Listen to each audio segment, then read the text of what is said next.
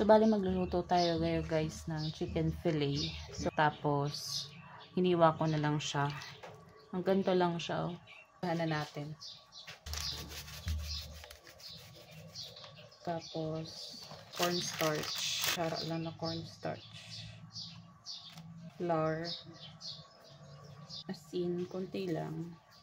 Pampalasa. Haluin. Egg.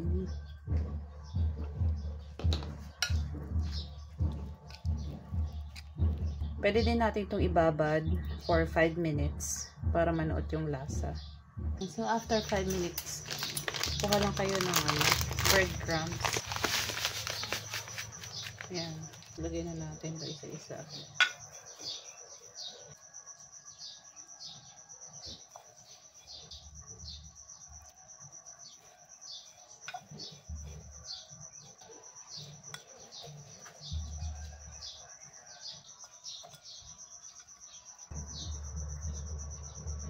Ayan, magprito na tayo.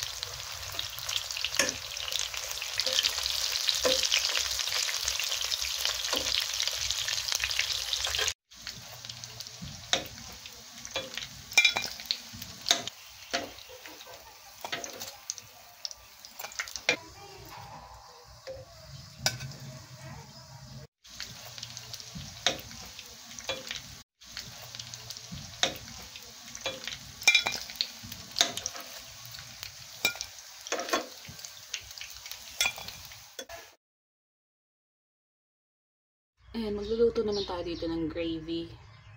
Ayan. Sobrang hina lang ng apoy. Tapos, 2 tablespoon ng flour. Ayan tayo dyan ng 1 tablespoon ng chicken crispy fry.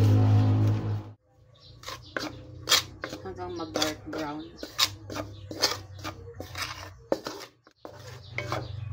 Ganito na po yung brown. Lagyan natin ang konti ng water. Normally, butter. Meron na rin naman crispy fry. So, water na lang.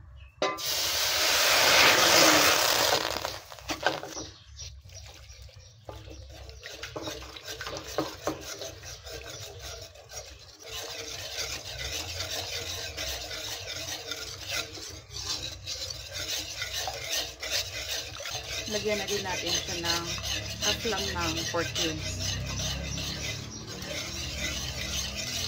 Paminta.